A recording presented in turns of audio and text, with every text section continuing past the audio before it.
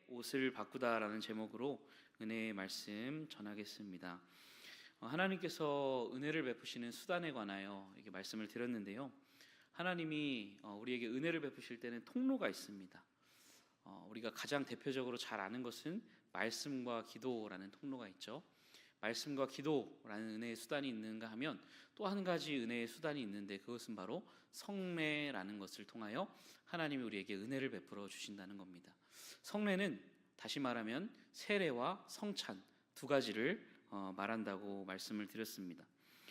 세례와 성찬이라는 이 성례를 통해서 하나님께서 우리에게 주시는 은혜가 있다는 것입니다. 성례를 통해서 하나님은 어떤 은혜를 주시는가? 지지난주에 하이델베르크 요리문답이라는 것을 살펴보면서 성령께서는 우리에게 말씀을 통하여 믿음을 일으키신다라고 말씀드렸어요. 우리가 어떻게 믿음이 생기는가? 성령이 말씀을 통해 우리에게 믿음을 일으키신다는 거예요. 성례는 어떤 역할을 하냐면 우리에게 일으키신 그 믿음을 굳게 세워주는 역할을 한다는 거죠. 성례는 어떤 은혜를 주냐? 우리의 믿음을 더욱더 굳게 세워주는 은혜를 하나님이 이 성례, 즉 세례와 성찬을 통하여 우리의 믿음을 굳게 세워주는 은혜를 베풀어 주신다는 겁니다. 성례는 어떤 것이기에 이런 은혜를 베풀 수 있는가? 교부들의 성례의 정의가 거기 있는데요. 같이 한번 읽어볼까요? 읽어보겠습니다. 시작. 눈에 보이지 않는 은혜를 나타내는 눈에 보이는 표다. 이렇게 성례에 대해서 정의를 했습니다. 안 적혀 있나요? 적혀 있죠? 안 읽어주셔가지고. 성례는 눈에 보이지 않는 은혜를 나타내는 눈에 보이는 표다. 이렇게 성례에 관해 정의했다는 거죠. 하나님의 은혜는 눈에 보이지 않습니다. 그런 은혜를 우리에게 보여줌으로써 그 우리의 믿음을 더욱더 굳게 세워주는 역할을 한다는 거죠. 예수님의 피, 여러분 보신 적 있으신가요? 예수님의 그 속죄 눈에 보이시나요? 보이지 않죠. 근데 성찬에 참여할 때 우리가 그 예수님의 흘리신 피를 그 포도즙을 통해서 보는 것이고요, 또 우리를 위해 찢기신 몸을 그 성찬의 떡을 통해서 보는 것이죠. 하나님께서 우리의 눈에 볼 수 있도록, 맛볼 수 있도록, 만져볼 수 있도록, 그래서 그 은혜에 참여할 수 있도록 우리에게 이런 성례를 허락해 주신다는 겁니다. 성례를 통하여 보이지 않는 은혜를 보게 하심으로써 우리의 믿음을 굳게 세워주시는 것, 이것이 성례를 통해 우리에게 베풀어 주시는 하나님의 은혜라는 거죠. 그런가 하면 세례, 성찬뿐만 아니라 세례도 성례잖아요. 이 세례에는 어떤 의미가 있냐면 죄 씻음의 의미가 있습니다. 세례를 받을 때 우리의 몸을 타고 흘러내려오는 그 물은 우리의 죄를 씻어주신 예수님의 피를 느껴지게 하는 거죠.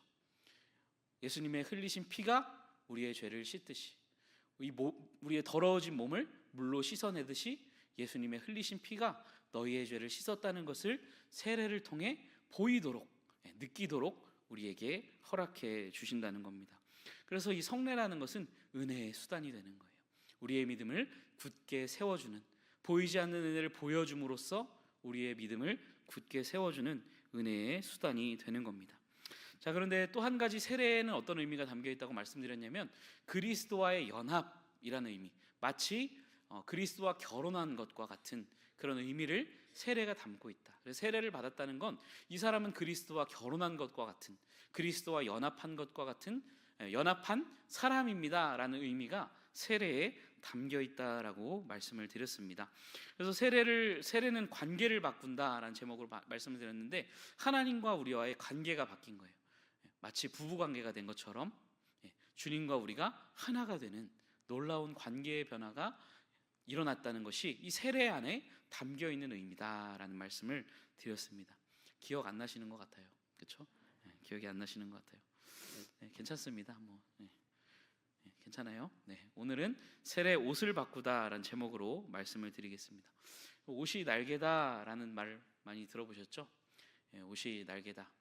이거는 우리가 입는 옷, 좋은 옷을 입으면 그 사람이 또 달라 보인다, 이 정도의 의미가 되겠습니다. 조선시대만 하더라도 이 옷은 계급을 의미하기도 했죠.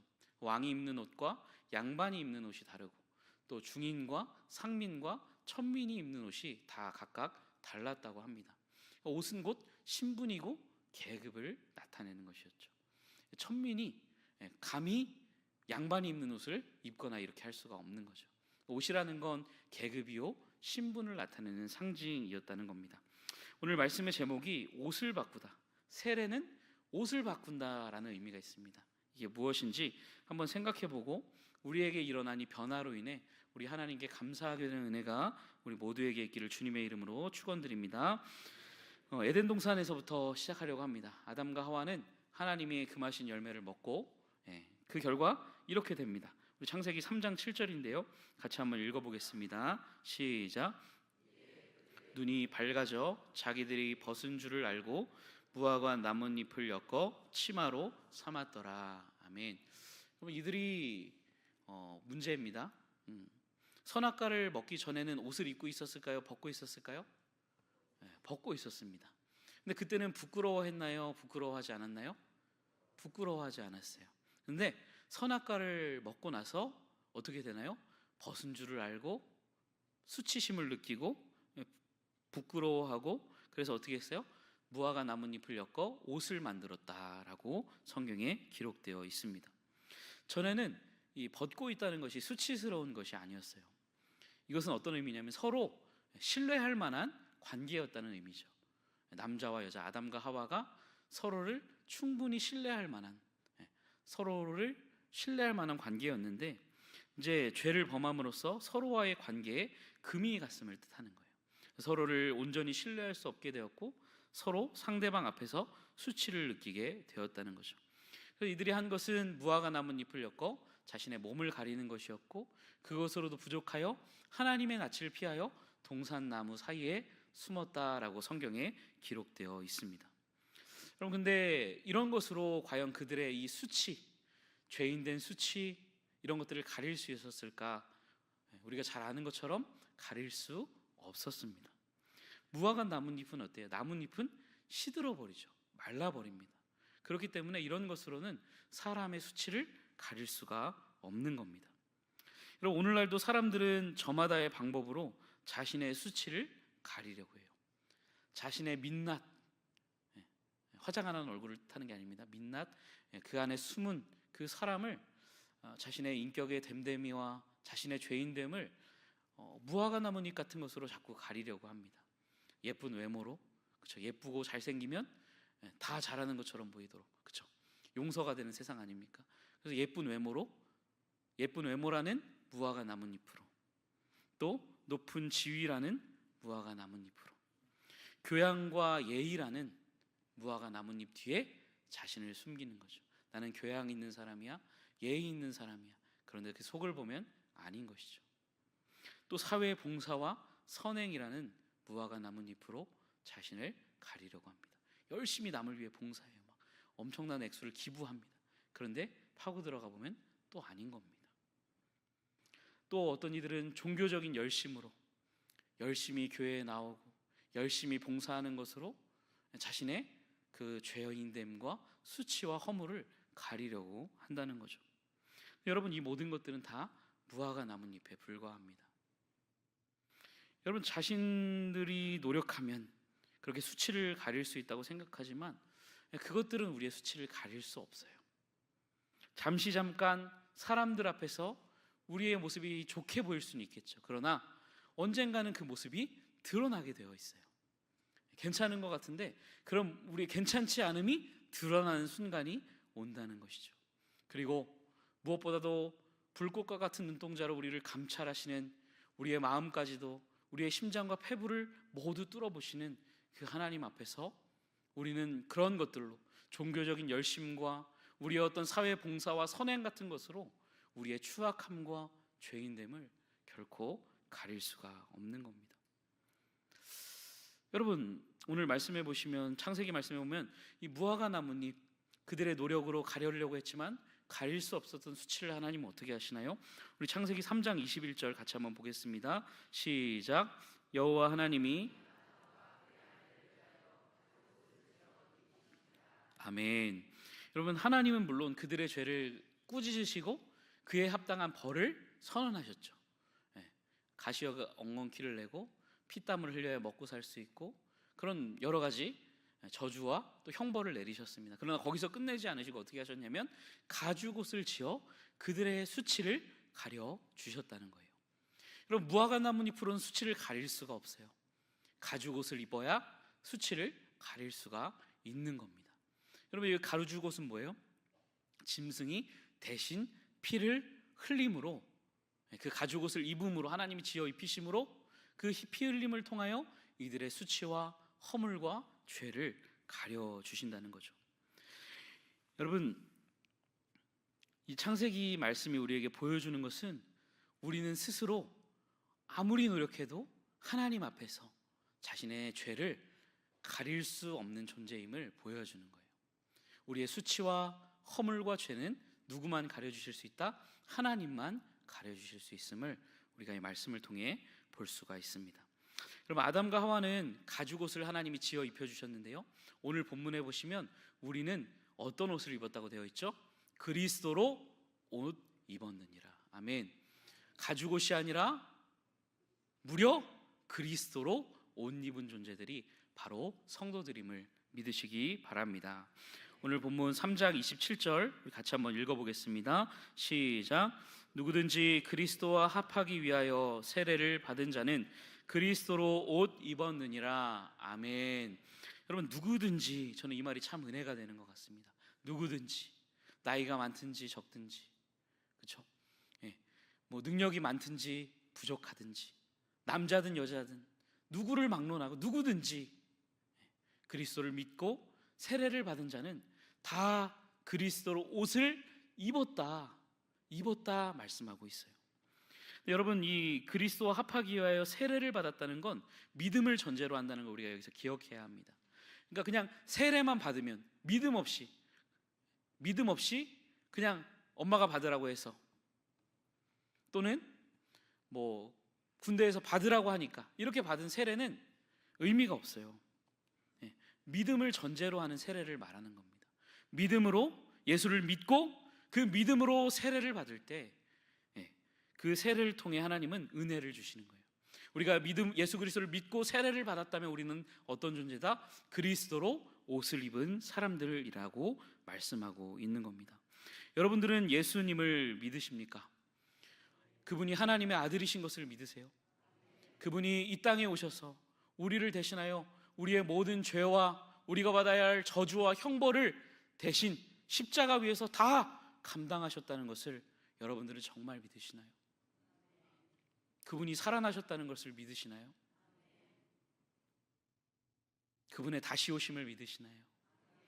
여러분, 정말 그러한 믿음으로 여러분들이 세례를 받으셨다면 여러분들은 그리스도로 옷 입은 자들이에요. 하나님이 여러분들을 가죽 옷이 아니라 예수 그리스도로 입혀주셨다는 것을 믿으시기 바랍니다. 여러분, 우리는 세상에서 가장 좋은 옷을 입었습니다. 명품 옷보다 더 좋은 옷을 입었죠.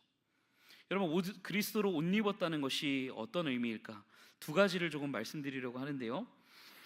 그리스도로 옷 입었다는 것은 첫 번째로 뭐냐면, 하나님이 우리를 보실 때 그리스도를 보는 것처럼 우리를 보신다. 하나님이 우리를 보실 때 누구처럼 보신다고요? 예수 그리스도처럼 우리를 보신다는 의미가 여기에 담겨 있는 거예요. 바꾸어 말하면 어떤 뜻이냐면요, 그리스도를 보듯이 우리를 의로운 자로 보아 주신다는 뜻입니다. 여러분, 우리가 예수를 믿을 때 죄사함을 받습니다. 믿으십니까? 왜 우리는 죄사함을 받아요? 그런데 여러분, 이거는 그냥 무죄한 거예요. 무죄. 그런데 무죄한 자는 천국에 들어갈 수 없습니다. 여러분, 죄 없는 자는 천국에 못 가요.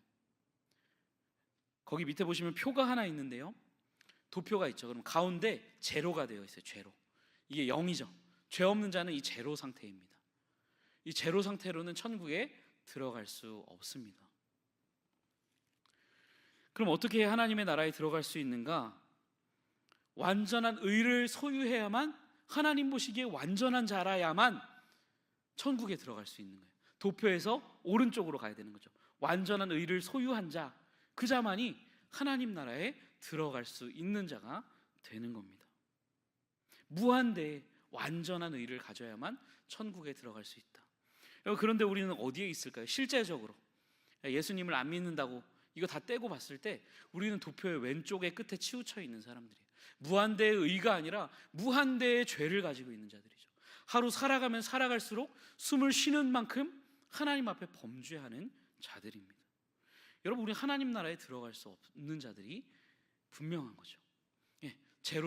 예수님을 믿어 제로의 상태가 돼도 이것으로는 천국에 못 간다는 거예요. 완전한 의를 소유한 의인이 되어야만, 도표의 오른쪽에 있는 자들이 되어야만 하나님 나라에 들어갈 수가 있는 거죠. 여러분, 이렇게 천국에 들어가기 합당하지 않은 자들에게 주신 은혜가 바로 그리스도를 입혀주시는 은혜예요. 그리스도를 우리의 옷으로 입혀주심으로 우리가 하나님 앞에 의인으로 의롭다 인정을 받게 하시는 은혜를 우리에게 주신 겁니다. 여러분, 우리의 유일한 소망은 예수를 옷 입는 겁니다. 예수를 옷 입을 때 하나님이 우리를 그리스도처럼 의로운 자로 보아주시고 여겨주실 수가 있는 거예요. 여러분, 예수님은 어떤 분이세요? 어떤 삶을 사셨나요? 완전히 순종하셨죠.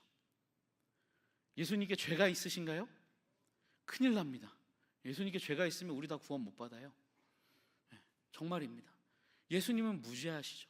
태어날 때부터 동정녀의 몸에 태어나셔서 아담의 후손이 아닌 죄 없는 자로 이 땅에 태어나시고 이 땅에 살아가시면서 평생 동안 하나님의 율법에 완전히 복종, 완전히 순종하심으로 죄 없는 자로 사셨습니다. 여러분, 히브리서 저자가 말하는 것과 같이 모든 일에 우리와 똑같이 시험을 받으신 이로되 죄는 없으시니라. 우리에게 참 다행인 일이죠. 죄가 없으신 분입니다. 복음서를 한번 우리가 읽어보면요, 광야에서 마귀에게 시험을 받으셨을 때 예수님은 유혹에 넘어지지 않고 범죄하지 않고 끝까지 순종하셨습니다. 여러분, 근데 예수님께서 그때만 시험을 받으셨을까요? 저는 아니라고 생각해요. 예수님의 평생에, 예수님이 십자가에 달리시기까지 예수님의 일평생 동안 마귀의 유혹과 시험이 있었을 거예요. 그러나 광야에서 시험을 이기셨던 예수님께서는 십자가를 지시고 죽으시기까지 단 한 번도 그때와 마찬가지로 하나님 앞에 범죄하지 않으시고 완전히 순종하는 삶을 살아가셨던 완전한 의인이셨어요. 십자가 위에서도 막 그러잖아요. 네가 하나님의 아들이면 십자가에서 내려와 봐라. 근데 예수님 그 말에 흔들리지 않으세요. 끝까지 하나님의 뜻에 죽기까지 복종하셨습니다. 여러분, 예수님은 완전한 의인이십니다. 우리가 그분을 입었다는 것은 무엇이냐면 하나님이 우리를 보실 때 그리스도와 같은 완전한 의인으로 우리를 보아주시고 여겨주신다는 의미를 담고 있는 거예요. 여러분, 캐치 티니핑이라고 아십니까?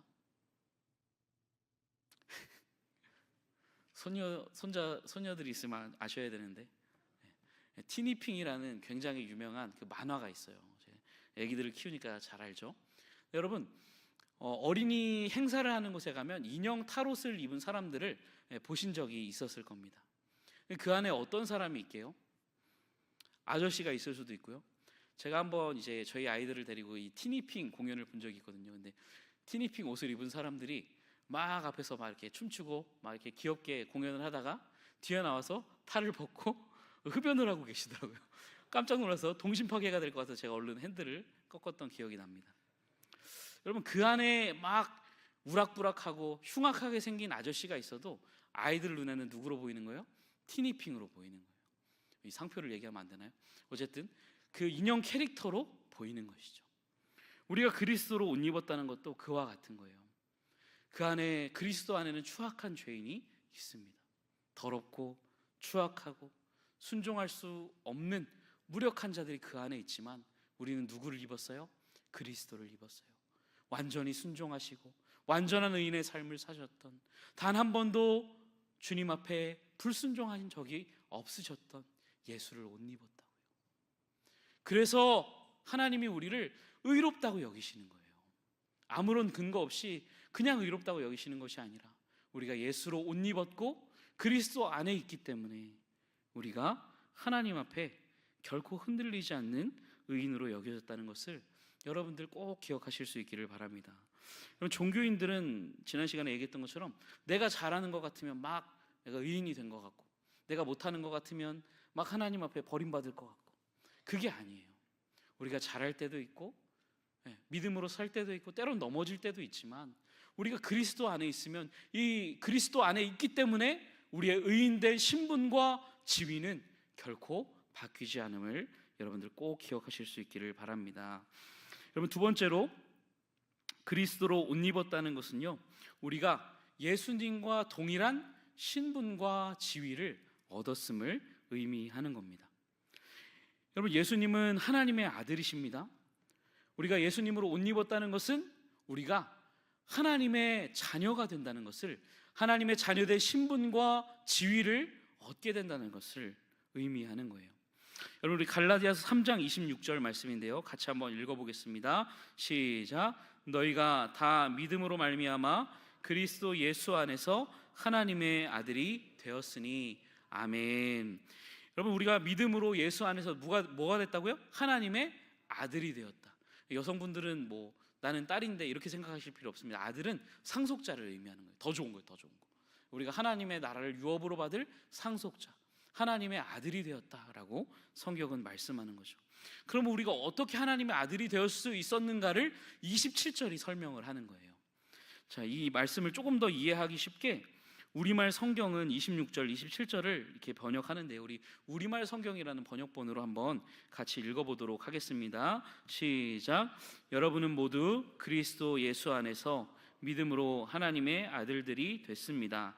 그리스도와 합해 세례를 받은 사람은 모두 그리스도로 옷 입었기 때문입니다. 아멘. 우리가 아들이 된 이유가 뭐래요? 그리스도로 옷 입었기 때문에 하나님의 아들이 된 거다라고 말하는 거예요. 하나님의 아들이신 그분을 우리가 입었기 때문에 우리가 하나님의 아들이 됐다는 말이에요.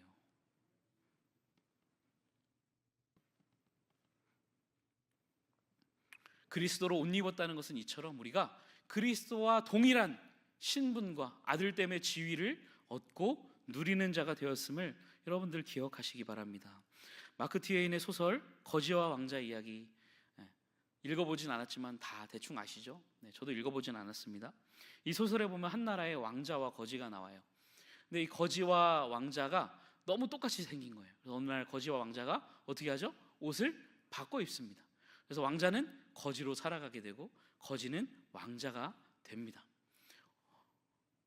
여러분, 이 거지가 왕자가 된 건 뭐예요? 왕자의 옷을 입었기 때문에 왕자의 신분과 지위를 모두 누렸던 것처럼 우리가 하나님의 아들 때문에 지위를 얻는 것은 예수 그리스도를 옷 입었기 때문이라는 거예요.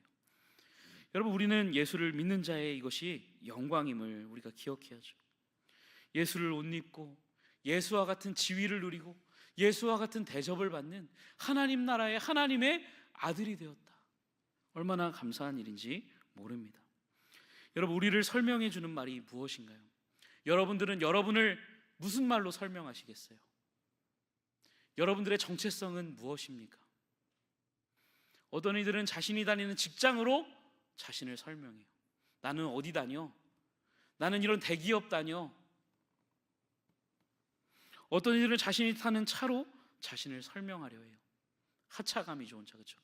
승차감보다 하차감, 내릴 때 막 사람들이 우러러볼 만한 차를 타면서 그것으로 자신의 어떠함을 설명하려고 합니다. 어떤 이들은 자신이 사는 동네와 자신이 사는 집을 가지고 자신을 드러내고 설명하려 해요. 나는 이런 아파트에 살아, 나는 대치동 살아, 난 강남 살아, 뭐 이런 거죠. 하지만 이런 것들은 언젠간 사라져버리는 무화과 나무잎 같은 것들이에요. 우리를 진정으로 설명해주는 말을 볼까요? 그리스도 안에 있는 자, 그리스도로 옷 입은 자, 그래서 하나님의 아들 된 자가 우리를 설명해주는 말인 줄로 믿습니다. 여러분, 우리는 예수 안에 있는 자입니다. 예수를 옷 입은 자입니다. 그리하여서 하나님의 아들됨의 지위와 신분을 누리는 그런 자들이 되었다는 것을 여러분 꼭 기억하시기 바라요. 여러분, 우리는 당당하게 살아가요. 어깨 펴고, 그렇죠? 위축될 필요 뭐가 있습니까? 여러분, 이 모든 것은 우리가 노력으로 얻은 것도 아니고 공로로 얻은 것도 아니고 오직 은혜로 얻은 것입니다. 거기 밑에 보시면 종교와 복음의 차이를 조금 마지막으로 설명드리려고 하는데요, 종교는요 노력하라고 얘기하는 게 종교예요. 노력해라, 더 열심히 해라. 그런데 복음은 먼저 믿으라고 이야기해요. 행동은 믿음 다음입니다. 종교는 노력하라 말하지만 복음은 믿으라고 이야기합니다. 세상의 종교는 애쓰라고 말해. 수행이든 고행이든 헌금이든 선행이든 계속해서 노력하고 열심히 해서 더 나은 사람이 되어서 언젠가는 너희가 그렇게 더 나은 사람이 되면 언젠가는 의의 옷을 입게 될 거야. 너 열심히 노력하면 언젠가는 신의 마음에 들 거야. 이것이 종교죠. 그러나 복음은 말합니다. 너희는 그렇게 할 수 있는 존재가 아니야. 그래서 하나님이 이 땅에 내려오셨고 너희를 위하여 이런 일들을 하셨어. 예수를 믿으면 너희가 그리스도 안에 있고 그리스도 안에서 의인됨과 하나님의 아들이 되었다는 것을 너희가 믿어라. 믿고 받아들여라. 여러분, 이것이 복음입니다. 우리가 하지 않아도 하기 이전에 하나님이 이렇게 하셨다는 것을 믿음으로 받아들이라는 것이 복음이에요. 여러분, 우리는 종교인처럼 살아갈 때가 많죠. 그러나 신앙인은 종교인이 아니라 복음을 붙들고 먼저 믿고 이 믿음을 가지고 살아가는 자들이 신앙인입니다. 그래서 거기 밑에 보시면 복음은 무엇을 하라는 조언이 아니에요. 조언이. 종교는 조언을 합니다. 자꾸 이렇게 해 저렇게 해. 복음은 조언이 아니라 좋은 소식을 뜻하는 것입니다. 여러분, 말씀을 정리하겠습니다. 세례는 우리에게 이것을 보여주는 거예요. 세례가 그리스도와 합하여 세례를 받은 우리는 그리스도로 옷 입은 자들임을 여러분들 꼭 기억하실 수 있기를 바랍니다. 그리스도로 옷 입었다는 것은 완전한 의인이신 예수를 입음으로 우리가 하나님 앞에 완전한 의인으로 서게 됨과 동시에 하나님의 아들이신 그분과 동일한 신분과 지위를 얻게 되는 놀라운 영광과 특권을 얻게 되었다는 것을 의미하는 것입니다. 성도 여러분, 우리는 예수를 믿고 세례를 받아 너무나 귀한 은혜를 받은 자들이에요. 여러분, 이 귀한 사실을 붙들고 누리며 사시기를 주님의 이름으로 축원드립니다. 이 땅에서 주신 은혜로 인하여 하나님을 찬송하고 그 은혜에 감사하고 또 그 은혜에 보답하기 위하여 우리 주님을 위해 살아가시는 귀하고 복된 성도님들 되시기를 우리 주님의 이름으로 축원드립니다.